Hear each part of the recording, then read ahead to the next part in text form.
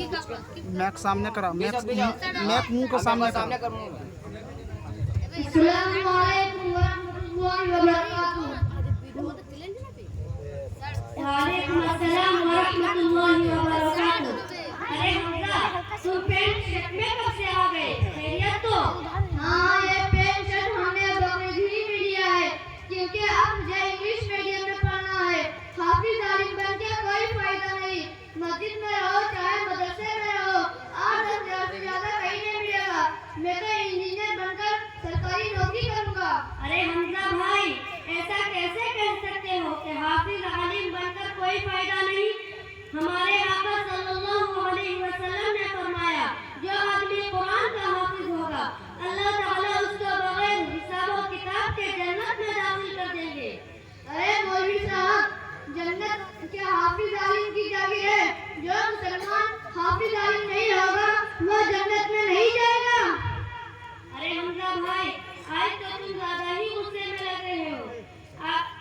आगे सुनो, मेरे आका सल्लल्लाहु अलैहि वसल्लम ने फरमाया, क़यामत के दिन अल्लाह ताला हाफिज कुरान से कहेगा कि जाओ और अपने खानदान के 10 ऐसे लोगों को जन्नत ले जाओ जिनको जहन्नम में जाने की टिकट मिल चुका हो। दुनिया की सारी मखलूक, यहाँ तक कि पानी के अंदर की मछलियाँ भी तलबा और उलमा के लिए दुआएं इस्तिग़फ़ार करती है। मछलियाँ पानी में ज़र्रे खाक में बर्गोशदर नेक आलिम को दुआ देते हैं हर सामो शहर। अरे मौलवी साहब, जन्नत तो मरने के बाद जाएंगे। दुनिया में 60-65 साल की जिंदगी कैसे कटेगी? 5 लाख से कम में शादी नहीं होती, कोई डॉक्टर 500 से कम फीस नहीं लेता, बीवी 3000 से कम का सूट पसंद नहीं करती, 10,000 से कम में बस्ता नहीं चलता, और तो और 10,000 तनख्वाह से पहले ही दुनिया जन्नत बनी हुई है। छोड़ो, हमको समझाओ मत, हमको जाने दो। अरे रुकिए, एक सवाल का जवाब दीजिए और फिर चले जाइए। जल्दी पूछिए, क्या पूछना है? आपके गांव में कितने मौलाना हैं? मेरे घर ही में तो 5-6 हाफिज आलिम हैं। पूरे गांव में 15-16 से कम नहीं होंगे।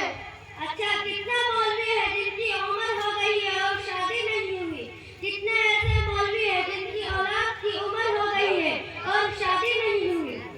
ऐसे तो कोई भी नहीं है, सबकी शादी हो गई है।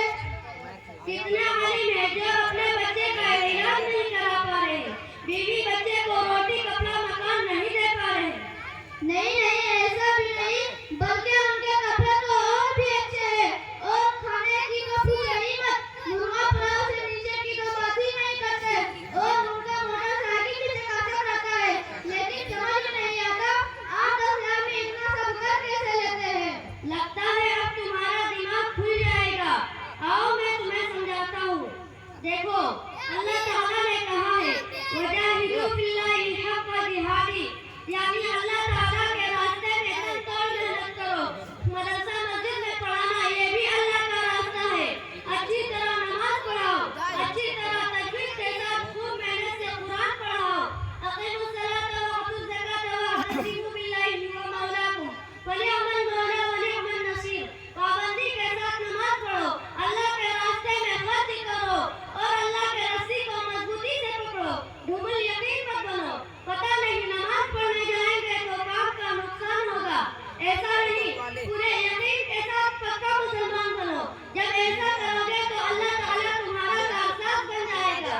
अल्लाह ताला से अच्छा मददगार, अल्लाह ताला से अच्छा कारसाज कौन हो सकता है? बस जान लो, 10-20 हजार से घर नहीं चलता, घर अल्लाह चलाते हैं। कैसे चलाते हैं? कैसे चलता है ये मत देखो। चिड़िया आसमान में उड़ती है, उड़ते हुए अपने आँख से देखते हो। क्या कभी किसी से पूछे हो कि किस तरह चलती है, उड़ती है? नहीं। इसी तरह ये मत देखो कि किस तरह चलेगा, ये देखो कि हजारों का घर चल रहा है, बहुत अच्छा चल रहा है। और सुनो, अल्लाह की मदद का वादा तो यही है, कहता हूँ कि तजुर्बा करके देख लो। आमतौर से गरीब आदमी ही अपने बच्चे को मदरसे में पढ़ाते हैं। उधर बच्चे मदरसे में पढ़ते हैं, इधर अल्लाह ताला उसके घर की माली हालात भी दुरुस्त कर देते हैं। यह मुझे कहने की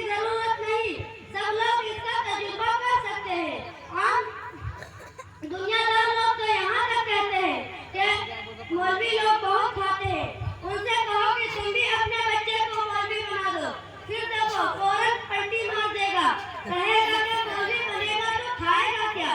हाँ, एक बात है, अगर तुम इल्म की कदर नहीं करोगे, इल्म के मुताबिक अमल नहीं करोगे, पैंट शर्ट में आ जाओगे, दाढ़ी समाजत कर दोगे, कुरान से रिश्ता नहीं रहेगा, नमाज रोजा से मतलब नहीं रहेगा, तो फिर ऐसा मौलवी अल्लाह को नहीं चाहिए। वो दुनिया से भी गया, आखिरत से भी गया, ना खुदाई मिला, ना विसाले सनम, ना इधर के रहे ना उधर के रहे। जी हाँ, बात तो आपकी ठीक ही है, लेकिन हम फिर भी मौलवी नहीं बनेंगे। हम तो इंजीनियरिंग पढ़ेंगे, सरकारी नौकरी करेंगे, लग्जरी जिंदगी गुजारेंगे। अरे नादान, तुम्हारे गांव में कितने लोगों की सरकारी नौकरी है? एक दो लोग होंगे। इतनी बड़ी बस्ती में जब एक ही दो लोगों की सरकारी नौकरी है, तो क्या जरूरी है कि इंजीनियर बनके बाद में तुमको सरकारी नौकरी मिल ही जाए?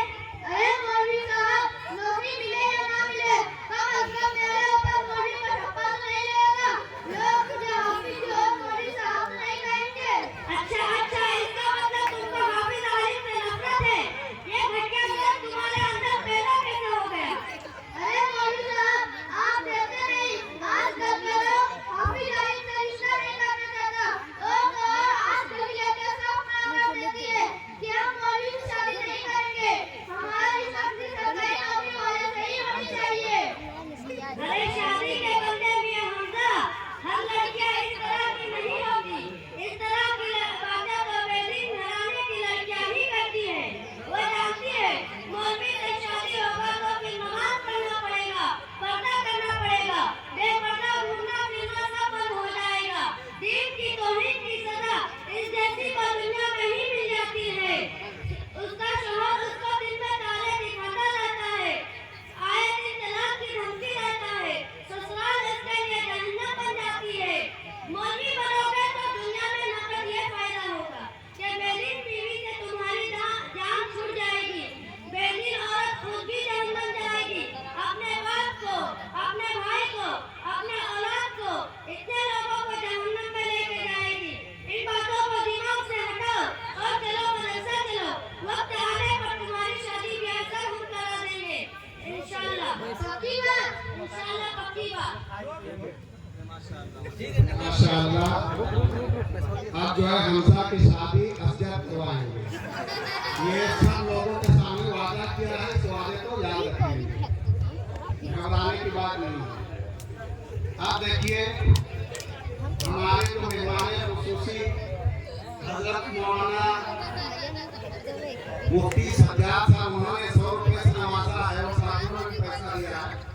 मेरी